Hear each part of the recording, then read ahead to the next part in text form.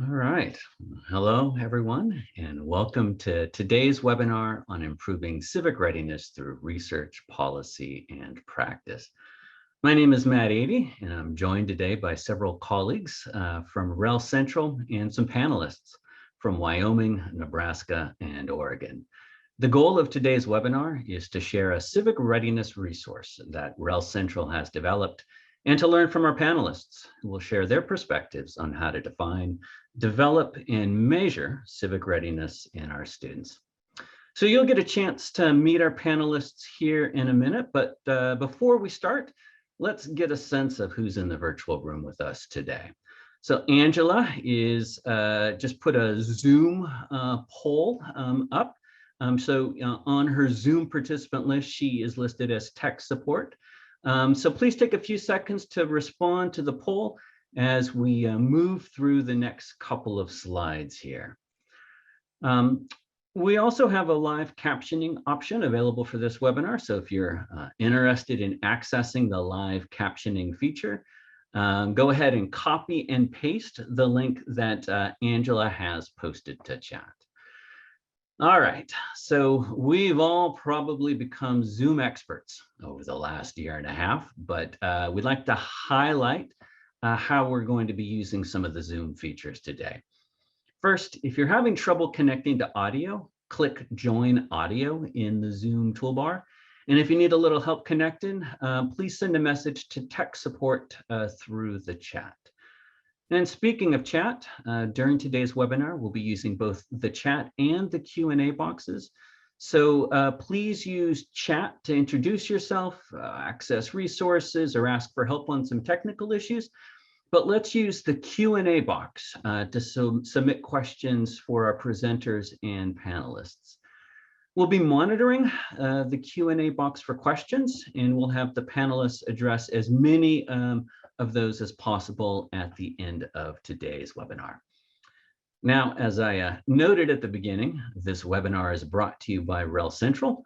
If you're not familiar with the Regional Education Laboratory or REL system, we're one of 10 federally funded applied research centers, and we help educators and policymakers use data and evidence to improve outcomes for students. And we serve the 7 states in the Central region, hence the name REL Central. And all of our work is done in partnership with educators and policymakers. And this webinar and the resource that we're going to share in just a minute are part of the College and Career Readiness Research Alliance. All right, with all of that front matter out of the way, let's take a look at the results of the poll and see who we have in the virtual room. So it looks like we have a few teachers, some workforce development and post-secondary education leaders, some state administrators or officials or policymakers, and a lot of other. So that's who we have in our room with us today. And now that we have a sense of who all of you are, let's meet our presenters. We'll start with our REL Central representatives. As I noted at the beginning of the webinar, my name is Mattidy. I'm a Senior Education Improvement Specialist at REL Central, and I'm going to be moderating today's webinar. So Stephen, could you tell us a little bit about yourself? Hello, everybody. My name is Stephen Tedesky. I'm a researcher at REL Central, and I am one of the co-authors on the Civic Readiness tool that we'll be sharing today. Thanks, Stephen. Mark, can you tell us a little bit about yourself? Yeah, thank you, Matt. So I'm Mark Roderson. I'm a managing senior researcher at REL Central and Marzano Research. And I'm also one of the co-authors on the tool that we'll be talking to today. So I'm excited to be with everyone today. Thanks, Mark. And we are super excited to have 3 panelists joining us today. So our first panelist is the state superintendent at the Wyoming Department of Education, Jillian Balboa. So Superintendent Balboa, can you tell us a little bit about yourself and why you're interested in civic readiness? Sure, thanks, Matt, and it's great to see everyone today. Thank you so much for pulling this panel together. More importantly, thank you for pushing this tool out with such a wonderful framework for us for context. So my name is Jillian Balboa. I'm Wyoming's elected state superintendent of public instruction. And I underscore elected because as such, I get to travel to every community. And I will tell you, across communities in Wyoming and other states, civics education, civic readiness is on everyone's mind. And so there are genuine concerns, genuine elation for what's happening in the neighborhoods and the communities across the state. And I'm just a true believer in that the best examples and opportunities for civic readiness really exist in the classroom, in our neighborhoods, and our communities. So it's been an initiative and a passion of mine from day one. Great, thank you, Superintendent. Next, we have Ebony McKenzie, the Social Studies Specialist at the Nebraska Department of Education. Ms. McKenzie, tell us a little bit about yourself. Yes, again, my name is Ebony McKenzie. Thank you all so much for having me as a participant on the panel today. So my job within the Nebraska Department of Education is really to provide that statewide leadership and guidance to post-secondary institutions, our educational service units, school districts, and educators around social studies content. And why this conversation about civic readiness is really important. One, given the current political climate, there's state legislation here in Nebraska, and with some measures to improve school improvement measures is really push civic readiness to the forefront. And so we like to, kind of pat ourselves on the back with some of the partnerships and tools that we've created, and really also working with our educators to make sure that they're effectively teaching those civic standards. And this is all in an effort to really empower our student body as they matriculate from high school into the working world here in Nebraska. Thank you. Great, thank you so much. And finally, we have Janosh Cotter, a social studies specialist with the Eugene 4J school district. So Dr. Cotter, tell us a little bit about yourself. Hey folks, Janosh Cotter here, and pardon me. I have had the honor of being named by the Oregon legislature 5 times as a civic scholar for my region, and a big part of the work I did with my middle schoolers was have them engage in social public issues of concern to them. We would do a lot of anonymous voting to arrive at that, and then they would eventually write policy recommendations and present it to real world audiences. So we're even invited after their gun control project to speak to the Oregon Senate. And as a social studies specialist for Eugene 4J now, we have a lot of legislation I'll mention more later. And I think we're the only state in the union with published ethnic studies standards to align with.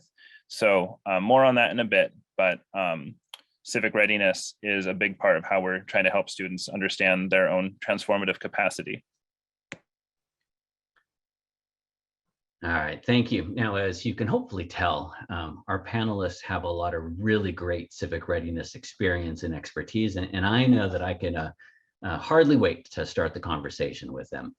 But before we dive into those panel discussions, we thought it would be helpful to provide a little context and describe the factors that led us to begin examining how to measure civic readiness, and to describe the tool that we developed and set the stage for the panel discussion. So with that in mind, Stephen, why are we talking about civic readiness today?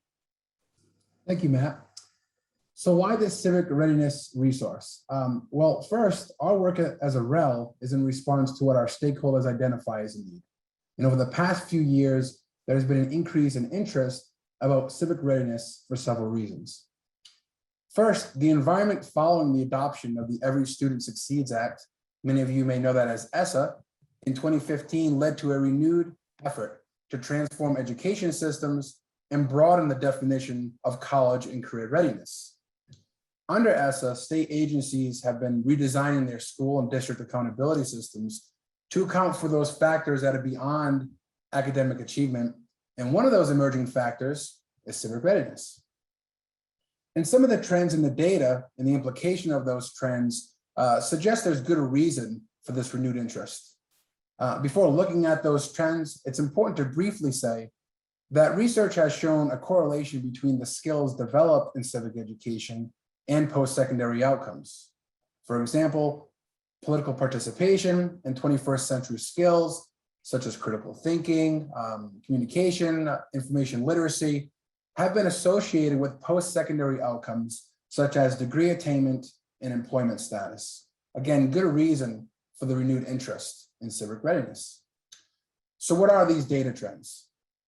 Well, first, the National Assessment of Education Progress, many of you may know it as NAEP, has a civic assessment component. And the scores on that civic assessment component have raised concerns because the percentage of students performing at or above the proficient level has remained low since the first administration of the assessment in 1998. In fact, less than a quarter of students demonstrated solid academic performance and competency in civics and government based on the NAEP standards. Moreover, scores have been fairly stagnant since 1998. You can see that here in the figure. We've only seen a statistically significant difference since 1998, beginning in 2014. But as you see here, it was a small increase. Two important notes. One, there has been some progress. In comparison to the 1998 scores, civic scores were higher in 2018 for lower performing students. Second, it's important to note that the NAEP civic assessment provides a limited assessment of whether a student is receiving a well-rounded civics education. In fact, in a moment, you'll see there are a variety of ways in which civic readiness is defined. And the NAEP really only focuses on knowledge and not necessarily behaviors and actions that some would contend are part of being civic ready. However, the NAEP civic assessment is the only nationally publicly available measure of civic education. So it's worth noting the data trends.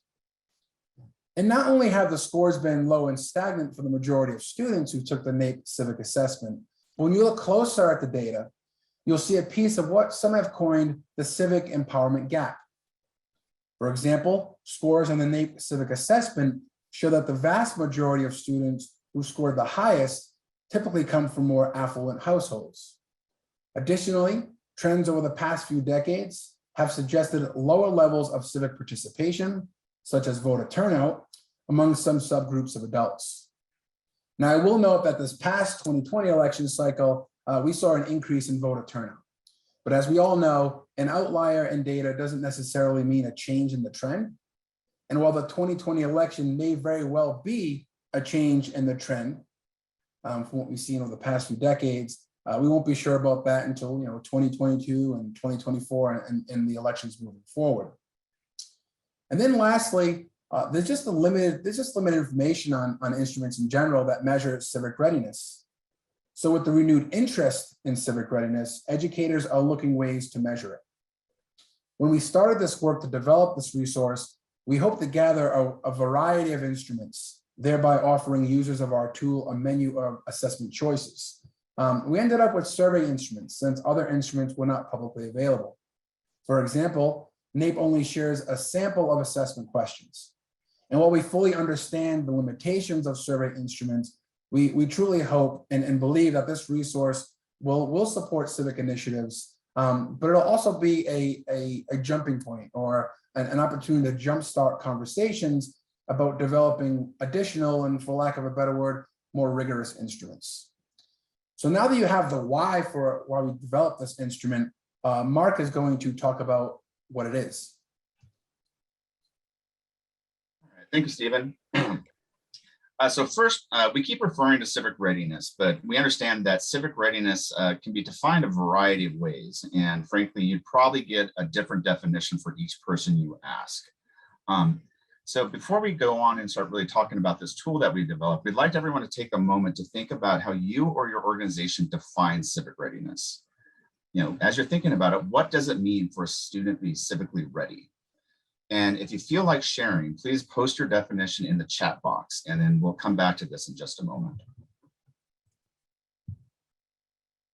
Okay, so to support civic readiness of our students, REL Central conducted a project where we gathered, reviewed, and summarized all of the survey instruments currently available to measure students' civic readiness. The resulting tool was developed to support educators in identifying, comparing, and contrasting relevant survey skills so they can construct their own measure of civic readiness. Educators might use the resulting tool to evaluate the effect of a service learning or civic education program in their school, or to gauge the general attitudes of their students, for example. You can go to the next slide. So the tool describes 183 survey skills measuring various aspects of civic readiness. It includes 6 general categories of civic readiness we identified in the available skills. It also includes worksheets that guide users through selecting and evaluating potential survey skills. Information provided for each of the skills includes the scale name, the civic readiness category or definition the scale measures, the number of items included in the scale, a sample item, grade level of the students the scale has been used with previously, a summary of the available information regarding the scale's reliability and validity, and the citation for the document where the scale items can be found. There's a lot of information provided in the tool for each of the survey skills that we've included. The tool's appendices provide more detail regarding the methods used to develop the tool, as well as additional detail for each individual scale, including links to the original source documents.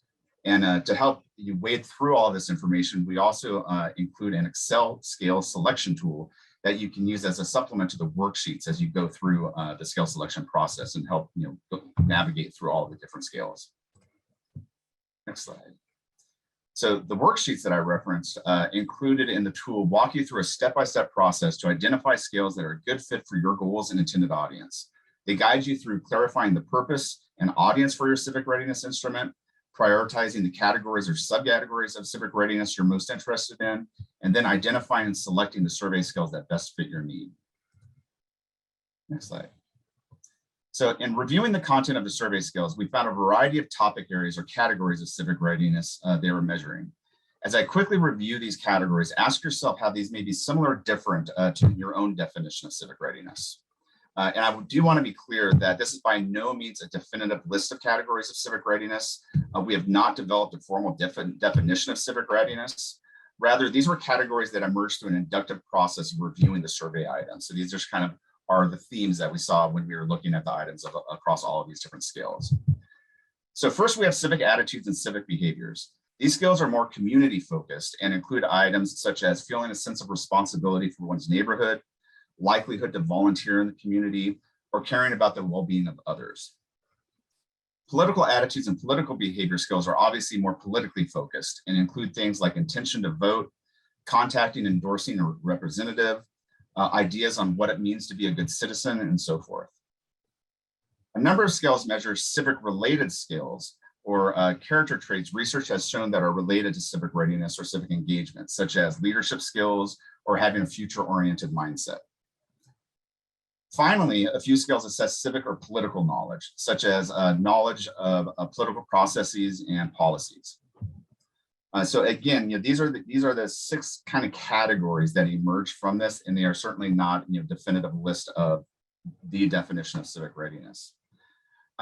So I think we have 1 or 2 minutes left here. Stephen, I know you've been looking at responses in the chat. Has there been anything that jump out as being particularly similar or different folks' definitions compared to the categories that we were describing here? We actually haven't received any feedback from participants yet, so we encourage you to share your definition of what civic readiness means to you. We can give folks maybe another 20 seconds or so and see if those pop up. We're interested to hear what you say, what you think.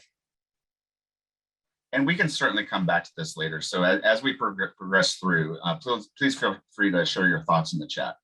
But in the interest of time, because I know we have some very interesting people to hear from, I just want to restate a link to the tool has been provided in the chat box where you can learn more about the survey skills. Again, there's way more information in there than we're able to cover during this time. So now that we've very quickly gone over some of the civic readiness trends, a tool that you can use to help measure civic readiness, we're going to transition over and here's a little bit about policies, programs, and practices some are using to develop or support civic readiness in our regions.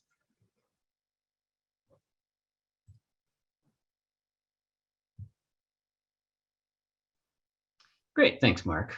So now for the really fun part of today's webinar. So with the context that we just reviewed in mind, we're now going to ask our panelists to share their perspectives on how to define, develop, and measure civic readiness.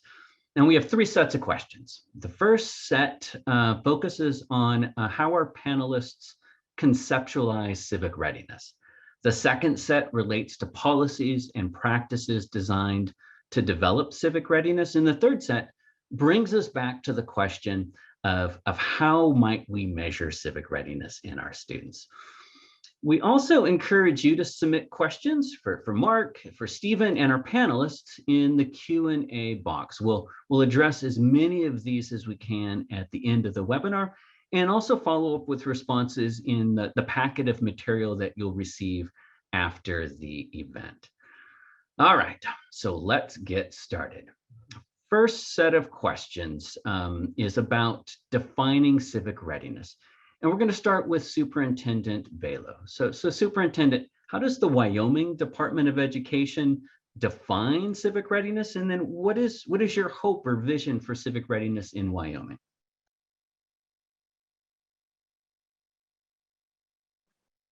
Thanks so much for asking that question. And prior to today's meeting and webinar, we talked about which was more fun, being state superintendent or a middle school teacher. And emphatically, I said it was more fun to be a middle school teacher. And you said, now we get to the fun part of the webinar. So I'm not sure how to put all of that together. Nonetheless, thanks so much for coming to me first. I mean, simply, you know, civic readiness is really preparation for democratic life. And that's very broad. I realize that. You asked, how does the Department of Education define that? And I think more importantly is how does our culture, how does our state, how does our nation define civic readiness, which therein maybe lies part of the issue. From our perspective, and we've spent actually a fair amount of time working on this definition and what is encompassed, and not ironically, or not surprisingly, it looks a lot like the list that the researchers presented in the last few slides. But it's maybe most importantly engagement, early and often engagement in civic life.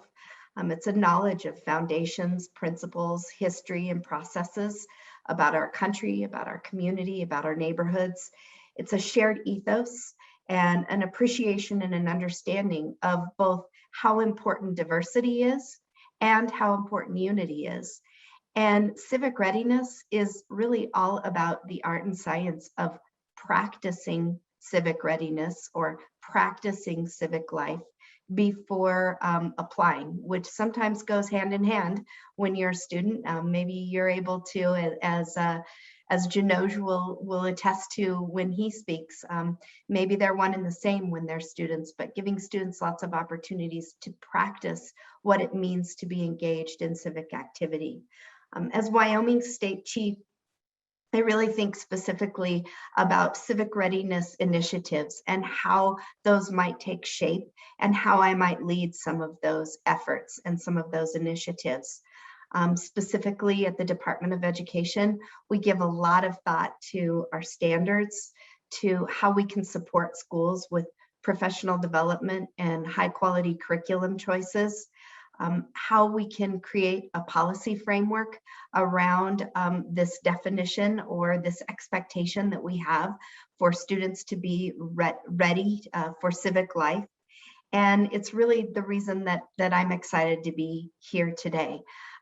We're mostly on the same place in this issue, I think, as education leaders, as researchers, as community members, even though in today's political environment, it doesn't feel that way. But decoupling civic readiness from politics and from division is really, really important for us to land on when we have these types of discussions, when we examine these types of instruments and tools that you're presenting today, and when we move forward with the important work in our states. So again, just to underscore sort of that general definition of preparation for democratic life and how that fits in to our school culture. Thank you. Thank you so much, Superintendent. So now let's go to Ebony. So how does the Nebraska Department of Education define civic readiness, and what's your vision for civic readiness in the state of Nebraska? Absolutely. So I think first, I agree with Superintendent Balo. We define it in many of the same ways that have already been presented. So we take a look at attitudes, we took a look at behaviors, and we take a look at the knowledge that one person possesses and how they use that knowledge to inform their role within society. And I will also say that as a department, we are still working towards really a standard and universally accepted definition of what civic readiness means. And I think that as we start continuing to work towards that definition that we will accept as a department, we're really going to be drawing from two areas to come up with the definition. And the first area that we're going to draw from is our state standards, right? And so our state standards have those civic standards already embedded within them that our teachers are using within our schools. And so if we were going to look at our state standards to really define civic education, then we're going to be talking about, the forms and functions of government. We're going to be talking about policies, and we're going to be talking about how students can participate in those policies and what that looks like. The other area that we're going to draw from is really state legislation. And so state legislation also plays a role in social studies education here in Nebraska. And if we're looking at how state legislation then would define civic readiness, they're talking about the responsibilities to be a patriotic and civil citizen here in Nebraska. And they're also talking about how to make informed decisions for the good of the public. And so I think we have to consider both of those options when we're talking about how to, come up with that standard definition for the state of Nebraska. And then as we start talking about what the hope and the vision is, I think that breaks down into three areas here in Nebraska. And I think the first area that really breaks down to is one, making sure that that includes civil political discourse, right? And so we've seen a kind of a breakdown of civil political discourse recently. But hopefully, if we continue to teach it and instill it in our students, we'll start to see a change. And really, I think what the four founders really agreed upon, and that was to have people with differing views being able to come together and compromise for the good of the whole. The second one is the vision or the hope that I have is that civic readiness seems less daunting, right? We've always talked about civic readiness and civic participation in the areas of that means that you have to vote, or you have to start a letter writing campaign, or you have to run for office. And really, civic readiness are things like watching the news and reading newspapers, is paying your taxes, it's just being a good neighbor. And so if we can start relating civic readiness to how that influences and looks and affects our everyday lives within our students, I think we'll go far. And I think the last thing that I want to talk about in terms of vision and hope for civic readiness is that it just isn't a social studies thing, right? We always like to think that it resides in social studies alone, but I think that if we start making civic readiness a priority for all content areas, we really will go far in being able to make sure that our students have the necessary skills that are associated with being civic ready once they leave high school. Thank you so much. So Janosh, our first two panelists have shared a state education agency perspective. And so we're really thrilled to have you on the panel, someone who can share sort of a district and a school perspective, but who's also been involved in state level work around sort of civic readiness and social studies. So with that in mind, how does the Eugene 4J school district define civic readiness, and what's your vision for civic readiness in your district and for the state of Oregon? Well, I'll be honest, at the district level, we don't talk about civic readiness hardly at all. I am the facilitator of a social studies committee, and we talk about it some. It has a lot to do with the theoretical prism that we are doing our work through. So long story short, here in Oregon, we have ethnic studies standards recently legislated as a mandate. They're only for social studies, and they are K-12. And so our committee decided to make ethnic studies our prism, not just something that we're attaching to through these new standards. And so we did a lot of background work on what is ethnic studies pedagogy, also what is culturally sustaining pedagogy. There's a lot of overlap between those. So that's on the one side. And on the other side, we are collecting information from students and their experiences with the different curriculum that we are piloting as part of an adoption process that we're in.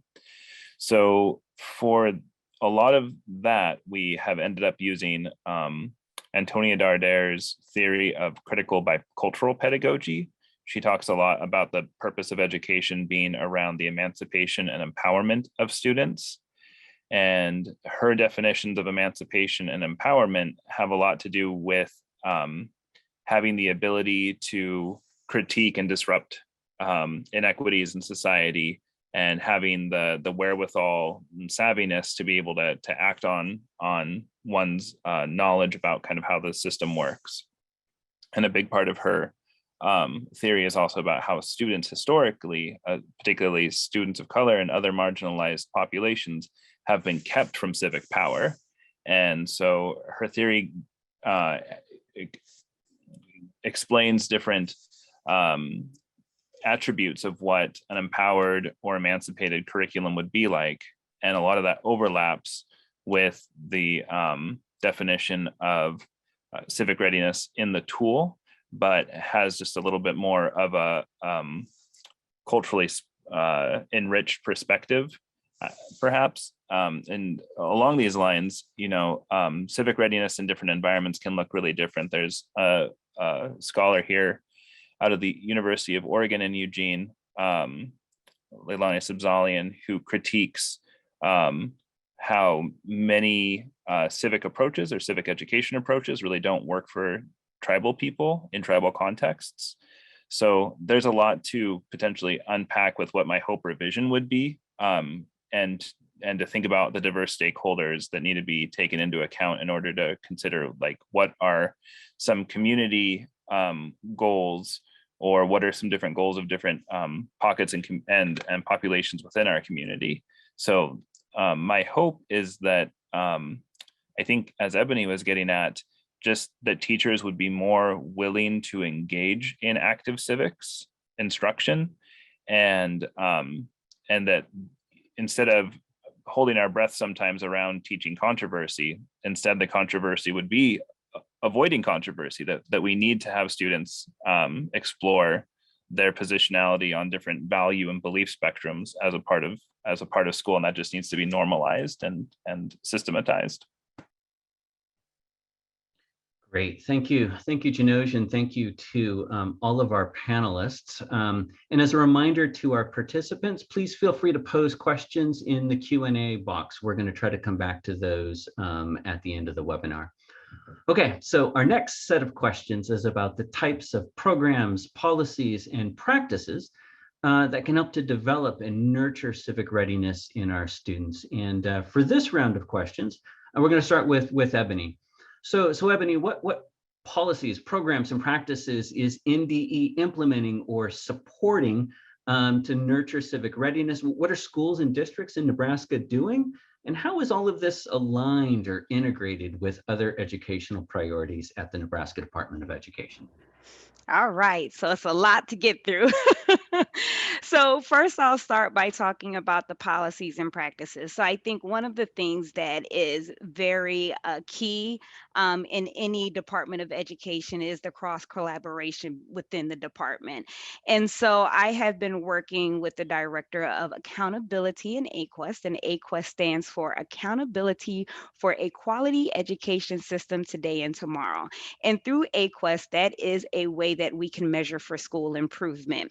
And AQUEST has 6 tenets, and the 6th tenet is post-secondary career and civic readiness.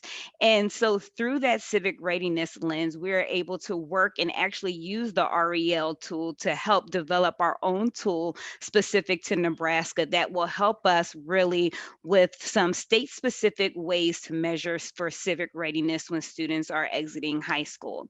The other thing that we're really doing is working directly with educators in the state. And I think it was mentioned before where there's, citizen science projects. it's sort of in the same vein. It is a citizen science project, but with a social studies flair to it.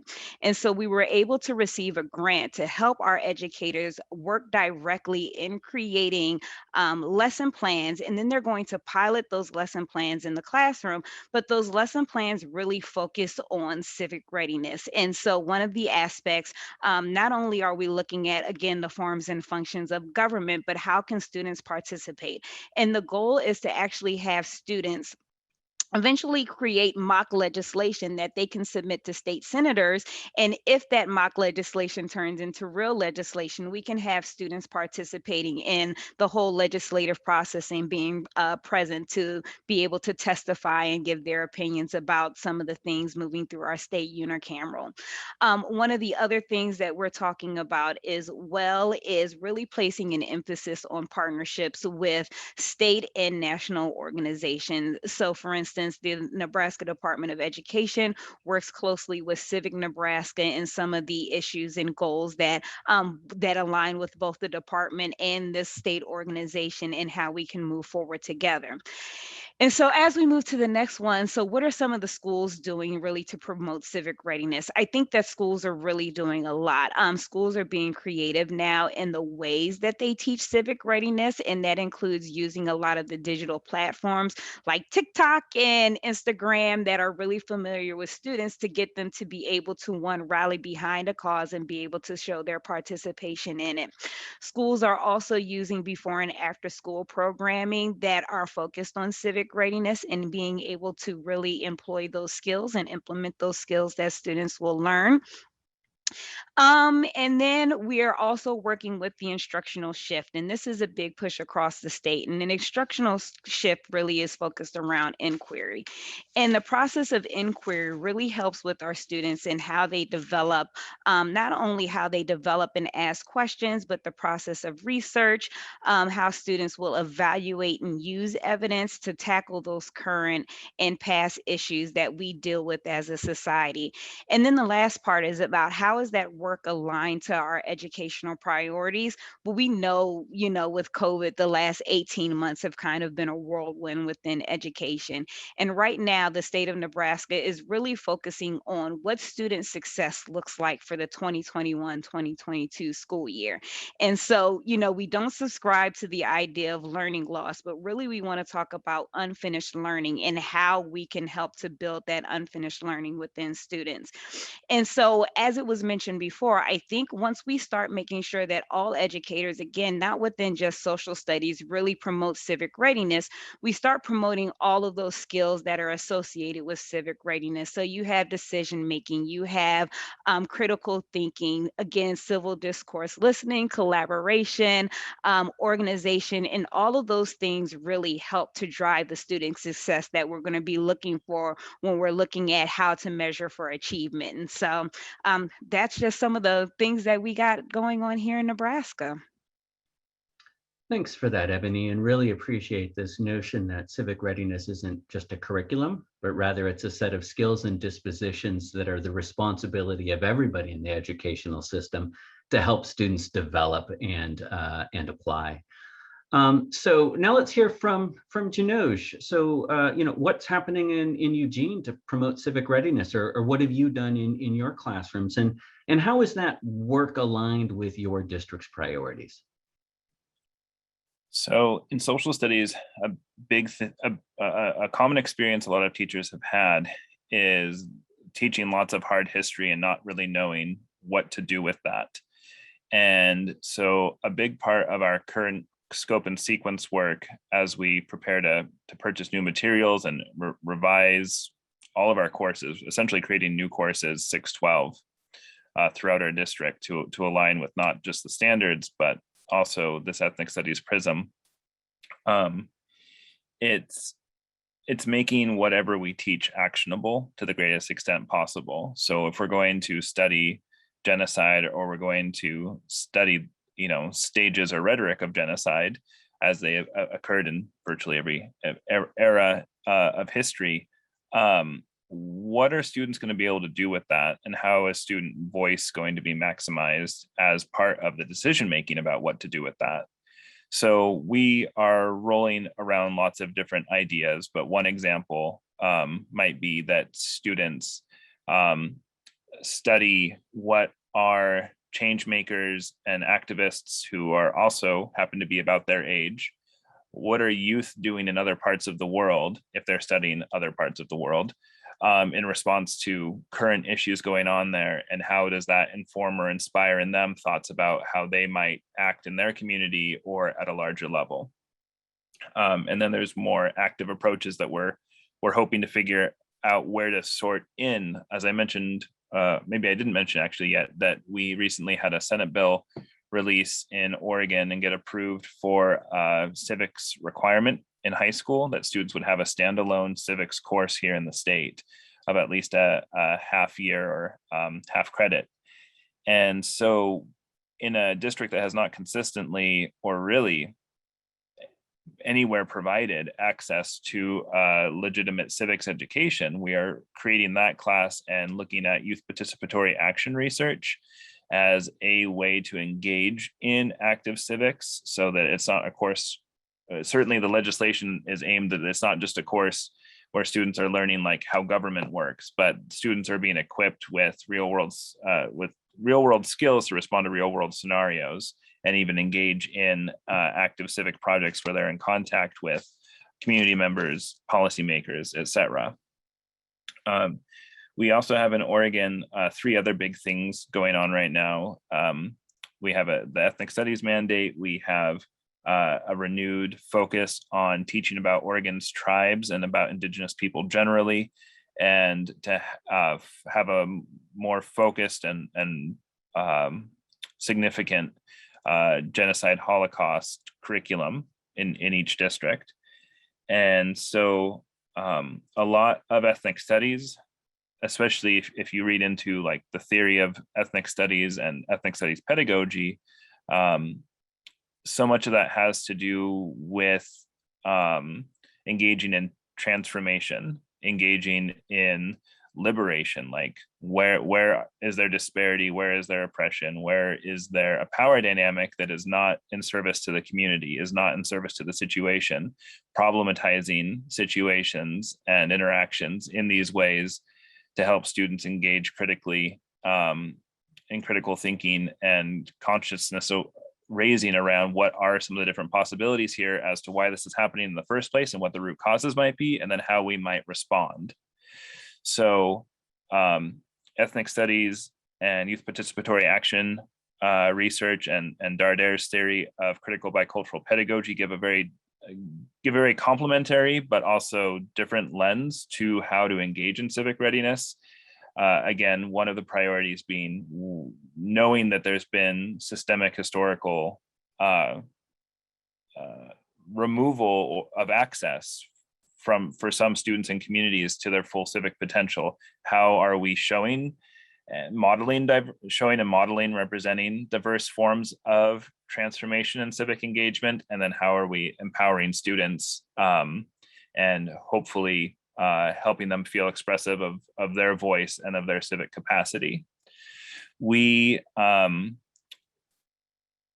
are working closely with the Oregon Department of Education, but I feel like they are learning as much from us as we are from them, because they are very much also assembling the plane. Like all these new mandates are coming through the legislature, and the Department of Ed wasn't really ready for them. Like we adopted ethnic studies back in 2018, 2019. Oregon Department of Ed says they will not be ready to offer training about how to implement those standards or legislation until 2025.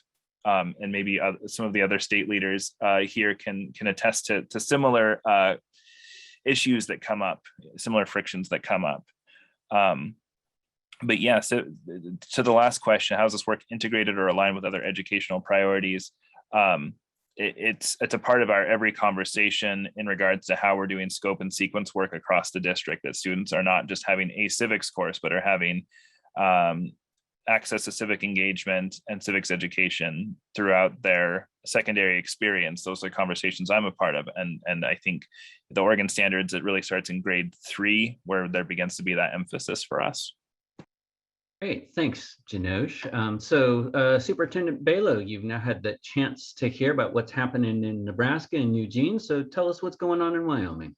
Yeah, well, I really love how both Ebony and Janosh put the students at the front and center of their responses. And, you know, unfortunately, sometimes policy work gets a little bit far from the students, but I'll start with just sort of a laundry list of really great things that are happening in our state across school districts. We have programs that include iCivics, and we have great professional development programs through our one and only four-year university in Wyoming. The University of Wyoming has just recently taken on an effort through a foundation, through a nonprofit foundation, to provide high quality professional development and some micro credentials of sorts to teachers regarding civic readiness and civics education and US and Wyoming history. We have a pretty robust We the People and Project Citizen program in our schools across the state. And just a couple of years ago, through legislation that was passed, we embarked on a standards development project called Indian Education for All that gives all Wyoming students the opportunity to learn about our tribal culture in Wyoming and the fact that we have a sovereign nation and an Indian reservation in the form of an Indian reservation smack in the middle of our state. I say, and I front loaded this with it's a laundry list because that's exactly what it is. We have a lot of fragmented good things going on in our state, but we don't have that strong policy framework that surrounds it, that allows it to happen. So here are a couple of things that are missing or that at best are fragmented.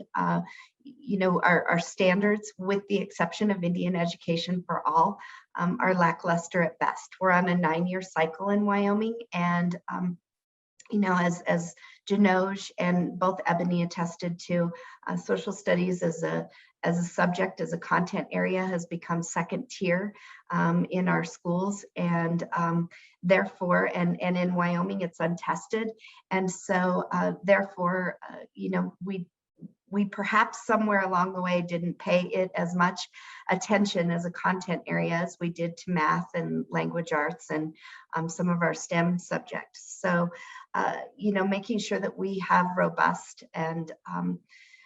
standards that are reflective of our values and of all that we've learned in the last decade since our standards that we currently have been put into place.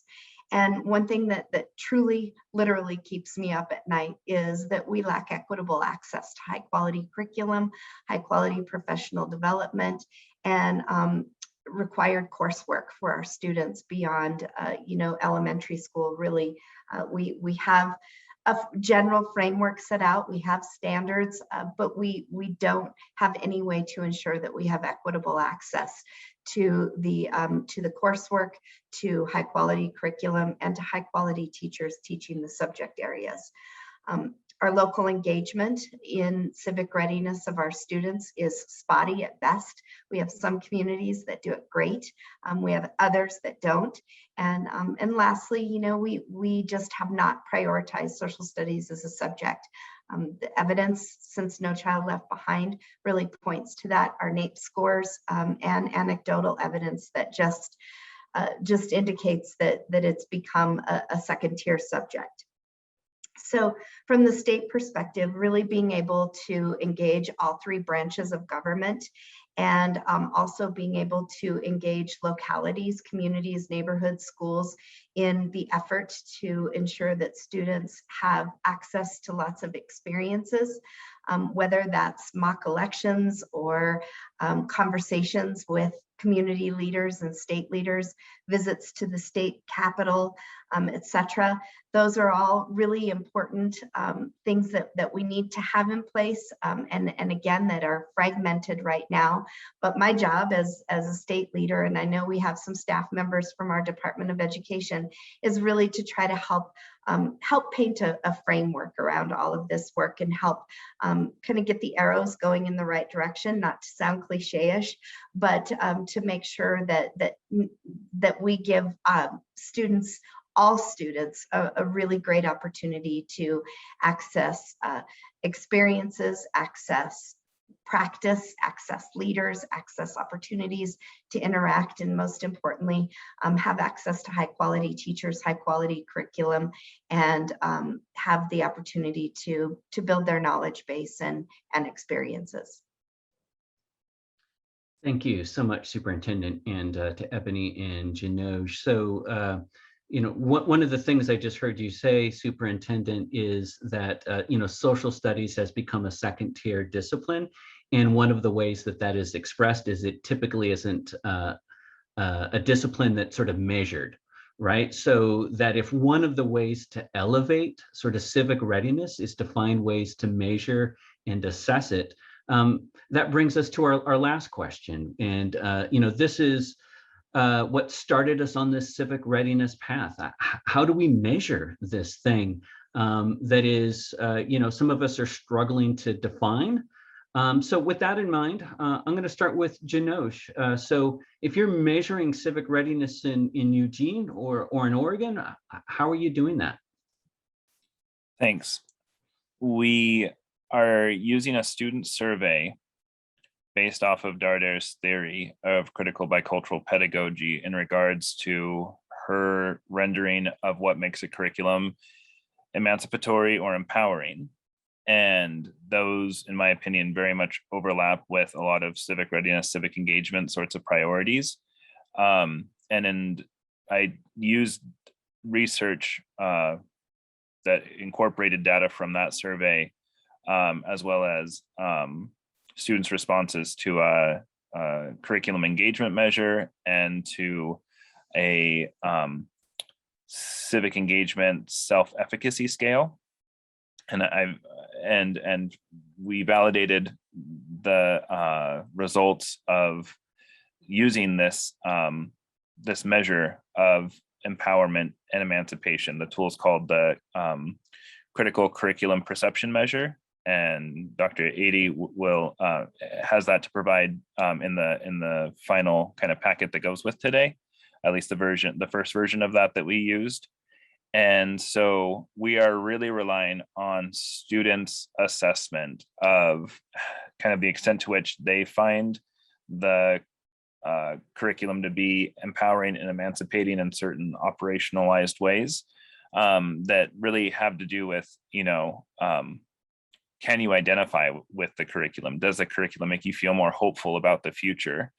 Does the curriculum help you see your own ability to solve real world problems, or help build your confidence to solve real world problems? And some of them are a bit more culturally nuanced in terms of like linguistically, do the courses make sense to you, and or are they similar to how language is used in your home? And it was really interesting because we disaggregated by race and other factors. And it was really very interesting to see statistical significance at the item level in terms of how students do have different perceptions of what in a curriculum is or isn't working for them. So we've done some initial piloting to get baseline data in our district around students' perceptions of the curriculum, and found that it's strongly correlated to their engagement with the curriculum, and with and somewhat less significantly, but also to a significant extent with their achievement level. As we continue to roll out our adoption process, we will continue to use that measure or its next iteration to collect that information. We're also having conducting interviews with students and with teachers and with community members and focus groups, or like student affinity groups like Black student unions. And we have lots and lots of affinity groups at our high schools and middle schools here. So lots of opportunity to get really nuanced perspective from different student groups who we know anecdotally or from other experiences that these are student groups where it's very likely that these students have not particularly found themselves well represented, or found their values or interests really extant in the materials. So we're hoping to really have enough time and to have enough data to shift out of past practice in a variety of ways, knowing that past practice has consistently led to underservice of many of our stakeholders and many of our student populations. Thanks, Pause there for now. Janosh. And as the moderator, it's my job to worry about time. So I am now worrying about time. So thank you for that. Superintendent Balboa, so you've talked about how WDE defines and supports civic readiness. And in like 1 minute, have you been able to find a way to begin to measure civic readiness in Wyoming? You got it. I'll tell you, I'm going to give a yes, but response. So statutorily, we require students to be assessed, but it's a check mark. It's an assurance that they've been assessed, and we don't have any prescription for what that assessment needs to be. Legislation has tried and failed, and what I love is the impetus that that sort of started this whole project. In terms of looking at the citizenship test that some states have adopted and saying, okay, that's a test, but it really wasn't intended for this. What else is out there? So, that's where I think that this instrument will be really profoundly important for our state as we undergo a standards revision and as we continue to have the conversation about how best to measure civic readiness in our students. I think that there are a lot of places inside of this tool to find sort of the values and the ethos of our state and where it best fits with our standards in our schools. And I'm hopeful that moving forward we can find that space. So there's my 1 minute yes but response. Thanks, Superintendent. And Ebony, you know the drill by now. So have you been able to make any progress measuring civic readiness in Nebraska? All right, so here's my 1 minute, and it's going to sound very similar to Superintendent Balboa. We have a yes, but. And so there's a couple of ways that we get to measure civic readiness, right? Through our state standards, K through 12, civic readiness is embedded in all of our grade standards. The other one is through legislation. There are graduation requirements for our students to meet, and they can do that one of three ways. They can do that through a completion of a project on a holiday.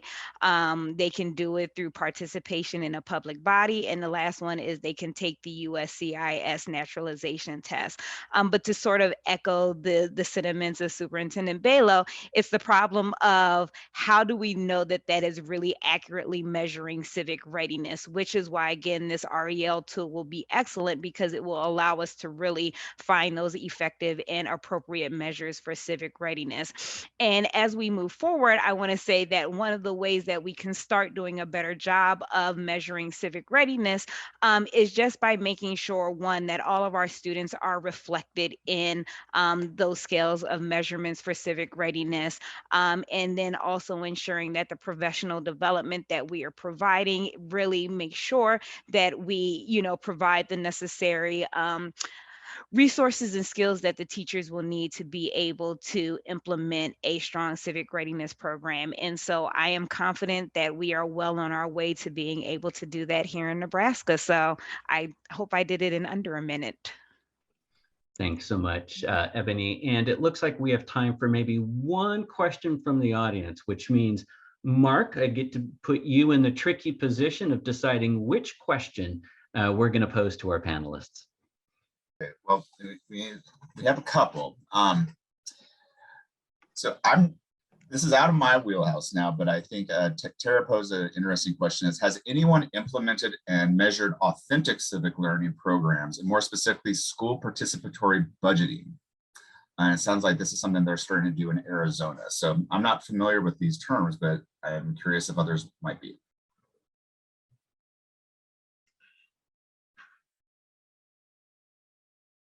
I am going to jump in because I hate pregnant pauses, and I am just not familiar with this. But I love that we have a jumping off point to start having these discussions. And again, the instrument really gives us that. And I was going to say, I don't know of a specific school district in Nebraska that is doing it, but it looks like just the amount of stakeholder involvement in that school participatory budgeting process seems like it would do so much to not only, again, bring in stakeholder involvement, but really help create civic readiness in just the participation from all standpoints, because I'm assuming that students would be able to participate as well as parents and community members. So it seems like it's something that would be right with, you know, I guess passing on those civic readiness skills that we all want to have our students learn. I love the question, and agree that if we had more common ways of measuring or even just talking about these things, it would really be a major boon. So thanks for inviting the thought. All right, well, thanks so much for the question, Mark. And unfortunately, that's all the time we have for that. So here on this slide, you see the full citation for the Civic Readiness resource. No need to write it down. Angela posted a link to this resource in chat earlier in the webinar, and you're going to get a copy of the slides along with some of the resources that we've discussed today, along with the link of the recording via email here in a couple of days. Which means that all we have left to do today is to say thank you. Thank you to all of you for being such an engaged audience, and a special thank you to our three panelists who took time out of their busy days to share their perspectives on how to define, develop, and measure civic readiness. And look, we love talking about this stuff.